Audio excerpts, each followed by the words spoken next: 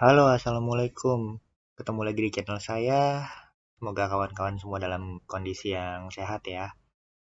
Kali ini saya mau membahas tentang cara memprogram HT Motorola Moto Turbo khususnya dengan menggunakan program Moto Turbo CPS 2. Oke, langsung kita coba buka aja untuk eh, pengenalannya buat kawan-kawan yang masih asing dengan CPS 2.0 ini atau CPS 2 ini adalah ini merupakan software pemrograman untuk HT Motorola Moto Turbo yang versi terbaru. Sebelumnya ada namanya CPS Legacy. Ya, biasanya ditandai dengan orang biasa sebutnya CPS R14, R15, atau yang terakhir R16.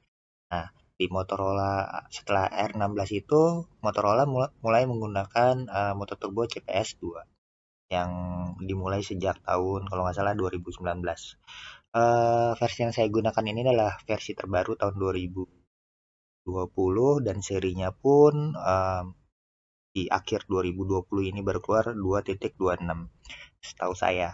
Saat Motorola Moto Turbo CPS 2 ini pun merupakan software yang berbayar. Saat pertama saya beli version yang saya gunakan adalah 2.21, lalu kemudian ada 2.24 tapi ada bugnya di bagian registrasi terutama, lalu diperbaiki di seri 2.26 ini. Sebelum kita bisa menggunakan software ini, kalau buat kawan-kawan yang mungkin dapat downloadannya, mungkin bisa tetap dipakai, tapi software ini memerlukan license key untuk mengaktifkan fitur analognya.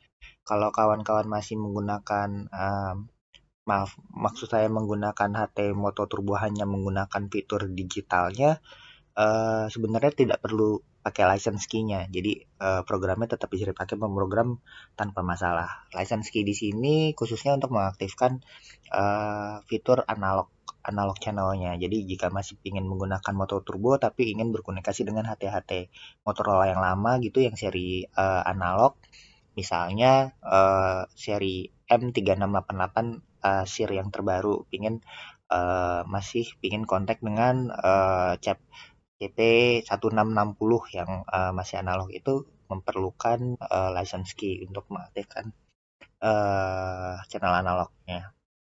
Saat baru dibeli, untuk memasukkan license key-nya itu tentu saja langsung masuk di license, lalu daftarnya yang di sini, register application license. Nah, nanti tinggal masukkan nomor AID-nya, lalu tekan query dan register. Tentunya memerlukan akses internet dan biasanya kalau akses internetnya agak lambat itu suka error pas mau kontak ke license servernya Motorola.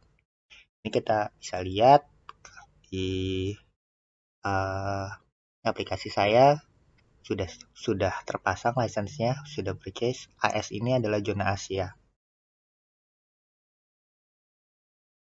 Oke, untuk memprogram HT Motorola tentunya kita perlu kabel data yang sesuai, tapi ada beberapa seri Motorola yang terbaru sekarang hanya memerlukan kabel USB, micro USB biasa seperti SL1M atau biasa orang bilang Motorola Slim, dan yang terakhir yang terbaru Motorola CRC2660.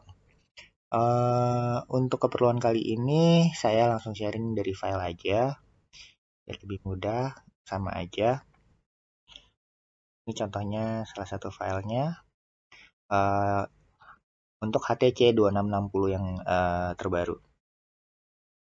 Kalau misalnya belum ada filenya, bisa menggunakan kabel data, lalu dicolok ke unit HT-nya, lalu klik read. Nanti akan kebuka juga code plug-nya. Oke, jika sudah terbuka code plug-nya, kita biasakan kita save dengan langsung save as, yaitu agar kita menyimpan file dengan nama yang lain. Misalnya ini seri HT saya, ini serial numbernya, ini tipe HT-nya. Kalau saya suka coding penamaan biar mudah dicari, ini kita buat file contoh. Jadi yang file yang tadi master itu tidak tertimpa. Jadi fungsinya adalah kalau kita melakukan setting khususnya saat masih awal-awal dan masih ada error, kita dengan mudah mendapatkan settingan awalnya. Oke, untuk setting kita mulai dari awal. Dari sebelah kiri, device information kita pastikan dulu frekuensinya sesuai. HT yang saya pakai adalah frekuensinya VHF. Untuk CPS 2.0 ini bisa membuka semua HT Moto Turbo yang terbaru maupun yang seri lama. Jadi nggak masalah. Lalu kita buka di general. Di general setting ini sebenarnya hanya ada sedikit settingan yang harus kita rubah. Yaitu yang pertama, radio alias dan radio ID. Hal ini akan terutama kita butuhkan kalau kita mau pakai program frekuensi digitalnya. Ini saya ganti jadi portable 1. Oke, radio ID. Misalnya ini bebas sih angkanya, saya kasih 1001. Ini aja. Di versi sini bisa kita misalnya untuk C2660 ini juga sudah bisa menyimpan pretext, jadi bisa mengirim kayak semacam SMS, tapi kata-katanya sudah harus kita simpan dulu melalui program. Jadi nanti hanya bisa milih, dia nggak bisa ngetik bebas kayak handphone gitu. Jadi kita tinggal klik tombol plus. Lalu misalnya kita mau tulis tes. Lalu ini tak terbatas sih, bisa banyak banget. Ini bisa kita tulis kontak kembali. Jadi misalnya kamu coba untuk call via radio tapi dia tidak menjawab, kita bisa tinggalin pesan gitu. Kontak kembali penting. Bisa seperti itu. Dan contoh yang lainnya tinggal tambahin plus aja. Kalau mau dibuang pun tinggal klik yang minus. Oke, itu aja yang kemudian ini tidak dipakai. Nah, untuk pemakaian di frekuensi digital ada dua hal yang penting, yaitu setiap frekuensi digital itu memerlukan digital contact dan digital RX group list. Digital contact yang dimaksud di sini diibaratkan kalau di bahasa gamblangnya misalnya kayak semacam kalau kita pakai handphone. Kalau handphone kan kita bisa masukin nomor handphonenya dari keypad. Nah, berhubung ini HT, jadi kita harus masukin semacam phone booknya, kontak daftar kontaknya di daftar call ini. Jadi kita bisa klik setiap digital kontak ini. Nah, ini kan sebelumnya kita nanti di contoh ini kita mau punya 3 frekuensi digital. Berarti kita ini kan dari defaultnya cuma ada 1. Kita tambahin 1 lagi. Digital. Ini ada pilihannya. Jadi kalau kita pilih group call, artinya di frekuensi ini hanya bisa menghubungi semua HT yang terdaftar di grup ini. Nah, kalau kita mau misalnya di frekuensi yang sama, kita mau hebatnya HT digital ini adalah walaupun kita masang di frekuensi yang sama, tapi kita bisa mengkontak per individu. Misalnya dalam satu organisasi, misalnya di security begitu. Nah, salah satu anggota ini ingin menghubungi komandannya secara private, yang dia tidak ingin rekan-rekan security yang lainnya ikut mendengarkan. Nah, itu bisa dia pilih nanti dari phone booknya, kalau kita simpan, kita setting bisa private call. Nah, dia bisa nanti menghubungi manajernya. Saya bikin contohnya, ada private call, terus yang satu lagi, karena tadi 3 frekuensi, ini saya bikin 3 group call. Jadi kita lihat di sini. Nah, jadi yang logo 2 orang ini adalah logo digital call. Sementara yang logonya 1 orang ini adalah logo private call. Nah, sementara call ID ini merupakan ibaratnya nomor telepon. Jadi nomor ini harus unik dan saat diprogram di semua HT-HT yang lain, misalnya untuk grup ini call ID-nya harus sama. Jadi kalau call ID-nya beda, walaupun frekuensinya sama, nanti di HT saat transmit itu hanya kedap-kedip aja di versi di HT-HT penerimanya, nggak akan kedengeran suara apa-apa. Jadi di sisi lain mungkin akan sedikit ribet, tapi dari sisi privasi orang lain dengan frekuensi yang sama sekalipun nggak akan bisa ikut mendengar ataupun ikut berkomunikasi di frekuensi itu karena call ID-nya ini mungkin beda-beda. Makanya mungkin kita bikin jangan angka-angka yang umum, misalnya angka 1, angka 2, angka 3 gitu. Itu nanti orang lain akan gampang nih di frekuensi itu ikut berbicara. Jadi kita bisa bikin angka yang acak aja, misalnya 12, 5, 7, 3 gitu.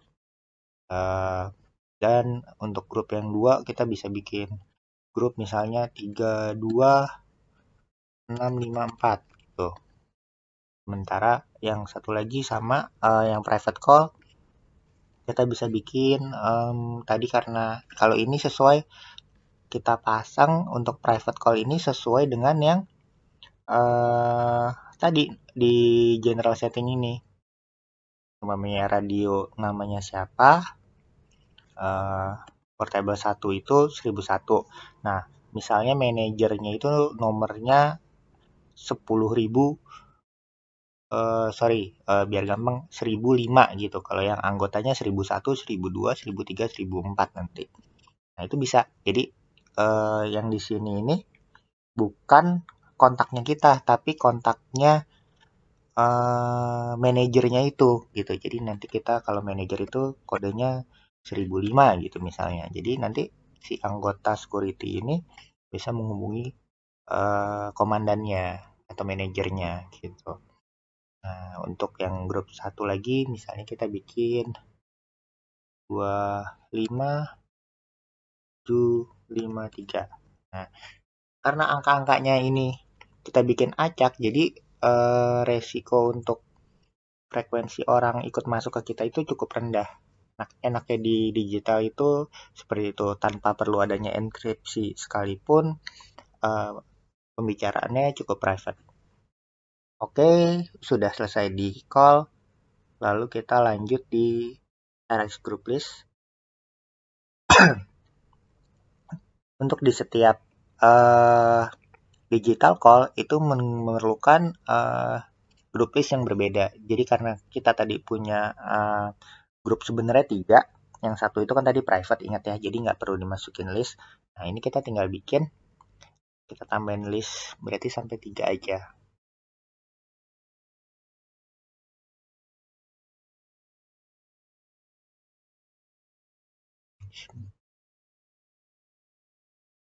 Oke, tadi list 2, anggotanya adalah call 2. Lalu kita tambah lagi list 3, anggotanya adalah call 4. Tadi karena call yang 3 tadi itu private call. Jadi nggak ada di group list, namanya kan group list. Jadi dia hanya bisa masukkan call-call yang group call. Maksudnya itu.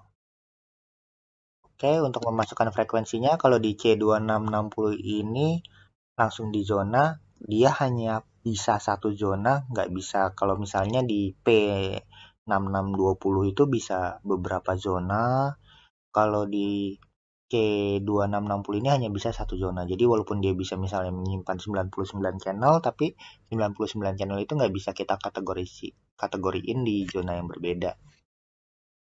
Itu yang bikin C2660 itu harganya lebih murah, sementara P6600 ke atas itu harganya lebih mahal karena biasanya ada fitur-fiturnya yang dikurang-kurangin.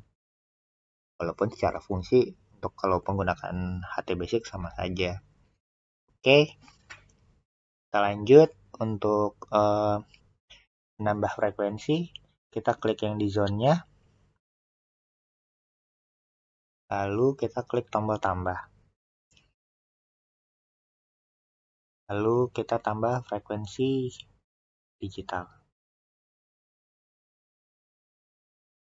Oke, ini sudah ada 1, 2, 3. Kita klik di sebelah kirinya, lalu kita klik tombol pensil ini untuk mengedit.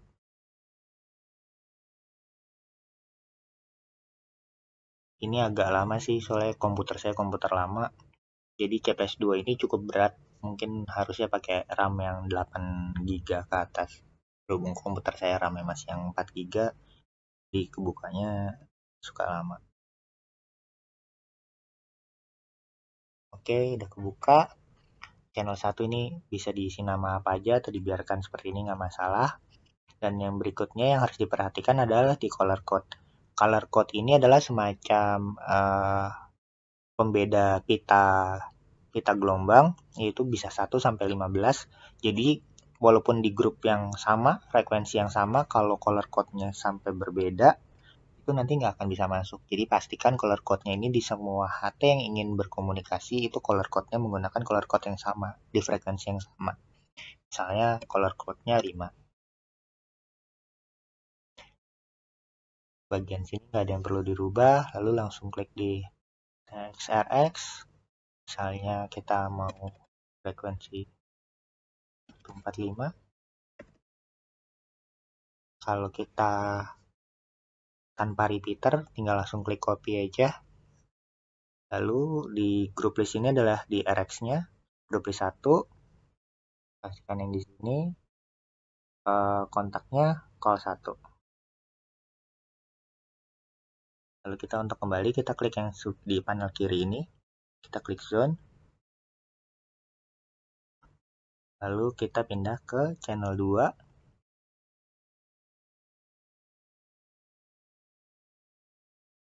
Misalnya kita samakan semua color code-nya. Lalu kita klik RX. Misalnya yang ini 145/100. Karena channel 2, kita coba group list 2, call 2. Kita rubah lagi, balik lagi ke zone, dan sama seperti yang tadi, kita klik pensil.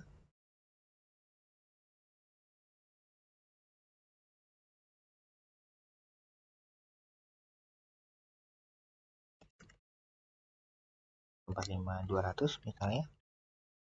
Nah, yang ini tadi itu kita harus ingat di group list 3 yang tadi kontaknya call 4. Jangan call 3, soalnya call 3 itu tadi yang private.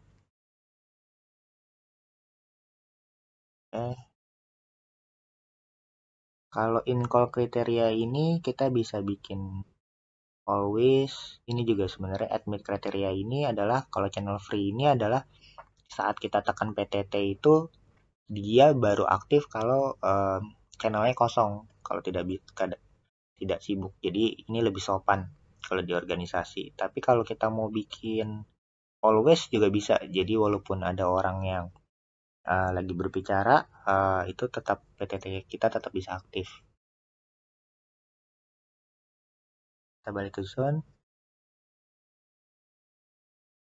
Biasanya, balik lagi ke yang tadi admin kriteria, biasanya kita setting kalau HT-nya manager atau HT-nya komandan itu admin kriterianya always. Jadi misalnya bosnya ada yang sesuatu yang perlu disampaikan ke anak buahnya penting, itu walaupun lagi ada pembicaraan bisa diinterupsi.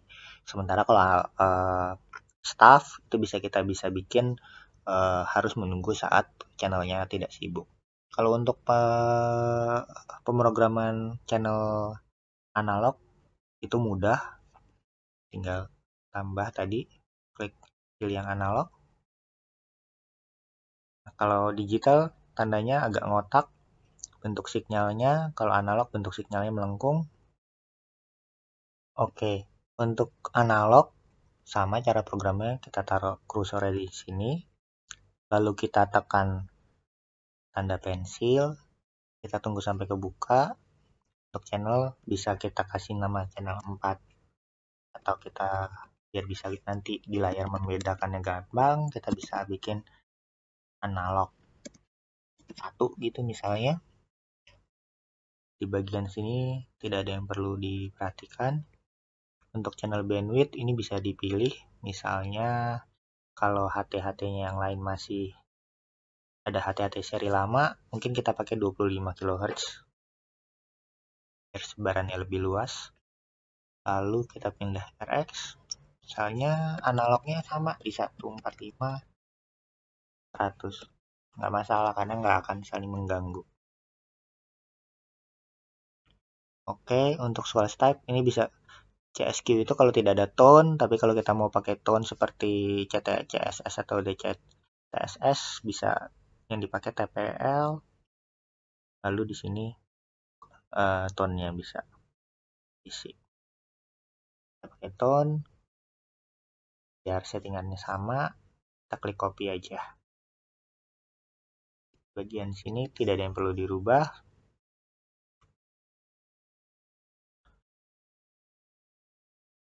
Nah, kita balik ke zone.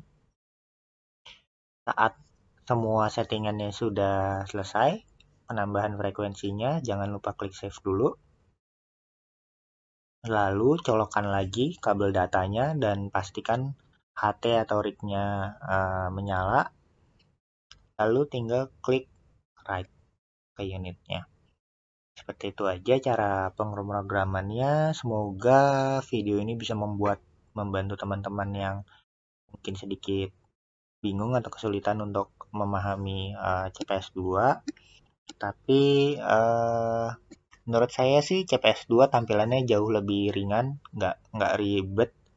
Dia tidak ada pilihan view, menu-menunya cukup jelas, dan seharusnya cukup mudah untuk bisa digunakan. Cuman kejelekannya dibanding R16 kalau sejauh ini adalah untuk programnya agak sedikit lambat di komputer saya dibanding sebelumnya saya pakai R16 itu cukup responsif. Oke, sementara itu aja dari saya. Jika ada yang mau ditambahkan atau mau ditanyakan bisa sharing di komen dan jangan lupa mohon bantuannya untuk klik subscribe agar channel ini bisa terus berkembang. Sekian dan terima kasih. Wassalamualaikum warahmatullahi wabarakatuh.